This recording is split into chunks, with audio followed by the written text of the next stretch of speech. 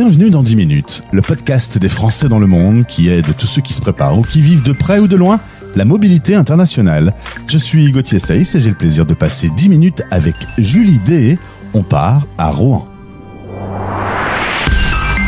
10 minutes. 10 minutes. Le podcast des Français dans le monde. C'est un sujet important que l'on aborde régulièrement sur l'antenne de la radio des Français dans le monde. Aider et accompagner les aînés qui sont restés en France quand on vit la mobilité internationale. Je suis certain que ça fait déjà écho en vous. Mon invité est Julie et je salue au passage son associé Gaspard qui travaille sur le développement de Yes Home. Bonjour Julie. Bonjour Gauthier. Content de faire ta connaissance dans le cadre du partenariat avec Expat Pro. On va en savoir plus sur cette jeune société que vous avez lancée en décembre 2024. Ça y est, te voilà chef d'entreprise. Tout à fait. Une grande aventure. On voit beaucoup de CEO de tout et n'importe quoi aujourd'hui sur LinkedIn et j'ai rejoint cette équipe. Alors toi, tu n'as pas spécialement connu la mobilité internationale. Tu as vécu en France.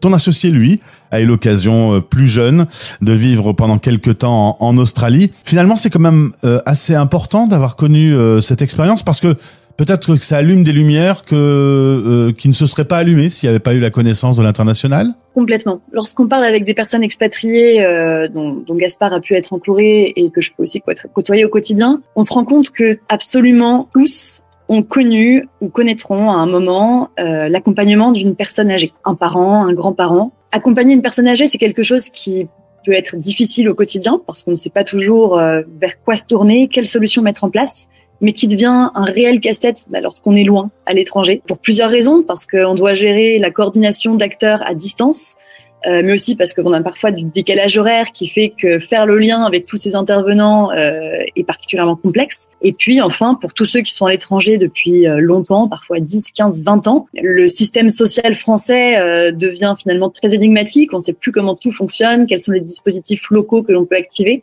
Et dans ces moments, ça peut être très utile d'avoir du conseil et de l'orientation. Et alors, c'est tout le sujet pour cette 6e saison de françaisdanslemonde.fr, de parler à ces familles qui connaissent l'expatriation par ricochet.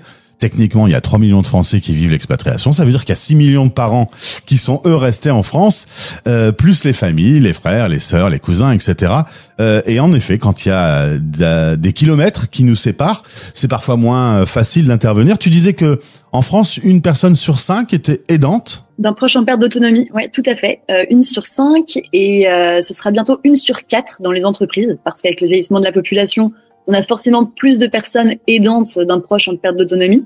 Donc, pour rappel, un aidant, c'est quelqu'un qui aide une personne en perte d'autonomie au quotidien à titre non professionnel. Donc, voilà, ça fait quand même beaucoup de personnes. Et ce dont on ne se rend pas toujours compte lorsqu'on parle de ces aidants, c'est que ce sont des personnes qui peuvent être fortement impactées dans leur vie personnelle et professionnelle par cet accompagnement. On a à peu près 47% des aidants qui indiquent que leur rôle a un impact sur leur santé, sur leur morale. Et dans l'entreprise, 65% des DRH pensent que être aidant, ça peut constituer un obstacle sur une carrière professionnelle. Donc voilà, ce sont des personnes qui peuvent avoir besoin d'être accompagnées pour le soutien de leurs proches, non pas pour les remplacer ou pour prendre leur place, mais pour qu'en fait, ils puissent mettre de côté tout ce qui va être logistique du quotidien, administratif, tout ce qui est un petit peu lourd, pour vivre pleinement leur relation de famille avec la personne accompagnée. Et donc, Julie, tu me confirmes que même à quelques milliers de kilomètres, on peut aider, on peut,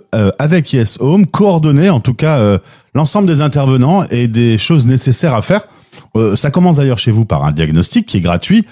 Par exemple, le logement. Est-ce que le logement est adapté ? C'est un premier sujet, par exemple. Complètement. Le premier sujet, c'est souvent le logement. Est-ce que la personne peut rester chez elle parce que le logement est adapté ou adaptable ? Nous, on va donner des conseils sur l'adaptation du logement et faire intervenir, lorsque nécessaire, un ergothérapeute qui va, avec un œil d'expert, indiquer les éléments qui doivent être transformés. Ça peut être l'adaptation de la salle de bain, par exemple, qui est la pièce où l'essentiel des chutes surviennent. Ça peut aussi être des questions de monte élévateur ou de la sécurisation avec, par exemple, des téléassistances. Mais donc, on ne s'arrête pas qu'au logement. Nous, on va vraiment faire un diagnostic à 360 en essayant de comprendre quel est le quotidien de la personne chez elle, quelles sont les limitations qu'elle peut rencontrer. Et on va aussi lui suggérer parfois des aides à la personne, comme du portage de repas, l'intervention d'auxiliaires de vie, des passages d'infirmières ou encore des activités de stimulation. Ça peut être de la discussion avec des étudiants ou ça peut être l'intervention de coach pour de l'activité sportive adaptée. L'objectif étant vraiment que la personne puisse rester chez elle en étant stimulée et en sécurité. Et grâce à Yes Home, un conseiller est attribué, il connaît le dossier, il sait l'ensemble des aides qui peuvent être apportées et il coordonne. Exactement. Et lorsqu'on dit il coordonne, pour être un peu plus précis, ce conseiller va avoir le rôle de chef d'orchestre pour les différents intervenants. Donc, la famille n'aura pas 10 interlocuteurs différents, mais en aura un qui sait tout ce qu'il se passe au domicile de son proche. C'est son conseiller Yes Home. Alors justement, nos auditeurs se disent, tiens, ça pourrait être utile. Mes parents vieillissent, ils sont restés en France. Je ne peux pas être là facilement pour les aider au quotidien, mais Yes Home peut faire le tampon, le lien entre les deux. C'est exactement l'objectif. On travaille beaucoup avec des expatriés pour justement avoir ce rôle de lien entre ce qu'il se passe en local au domicile des parents et ce que eux vivent donc depuis l'étranger. Et cette communication, on l'a fait donc bien sûr par les moyens classiques, WhatsApp, mail, etc. Mais on a aussi une petite application qu'on met à leur disposition sur laquelle ils peuvent voir l'agenda de leurs proches au quotidien et avoir des remontées d'informations fréquentes sur les interventions qui ont lieu au domicile de leurs proches. Et du coup, vous gommez le problème du décalage horaire, par exemple, avec cette solution. C'est l'objectif, oui. Alors il y a ça, et puis on parlait aussi des dispositifs qui existent pour être aidés, pour être financés. C'est du service à la personne, donc il y a déjà une aide en France. Exactement. Alors en France, ceux qui financent ce service peuvent bénéficier d'un crédit d'impôt de 50%. Lorsqu'on est à l'étranger, évidemment, selon là où on paye ses impôts, le crédit d'impôt n'est pas forcément accessible. On essaie d'accompagner les gens en les orientant aussi vers d'autres aides de financement qui peuvent exister ou d'autres partenaires de financement avec lesquels on travaille parfois. Très bien. Alors si un auditeur est intéressé, qu'il veut en savoir plus, Gaspard et Julie sont là. Le site c'est Yes Home. Vous êtes présents sur la plateforme Expat Pro. Le plus simple, c'est de commencer par faire le tour du sujet et d'échanger. C'est une conversation par téléphone qui permet de mettre en place le diagnostic. Complètement. Le plus simple, c'est tout simplement de prendre son téléphone. Si on est à l'étranger, WhatsApp, nous appeler. Nous, on en discute avec plaisir pour comprendre la situation de la personne au bout du fil, expliquer notre fonctionnement et voir comment on peut avancer ensemble. Et on peut rajouter que c'est dans toute la France. Vous êtes aujourd'hui physiquement basé à Rouen et à Paris, mais vous pouvez accompagner et aider un peu partout sur le territoire. Exactement. Eh bien, Julie, c'est une bien belle idée. C'est un sujet qu'on a déjà pas mal évoqué. On a fait un dossier sur les seniors et l'expatriation.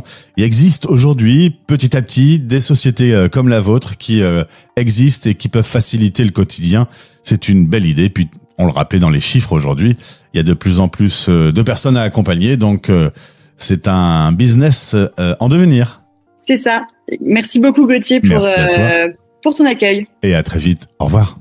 Au revoir. Vos podcasts sur la mobilité internationale sont sur fdlm.fr Français dans le monde et sur YouTube en cherchant Français dans le monde.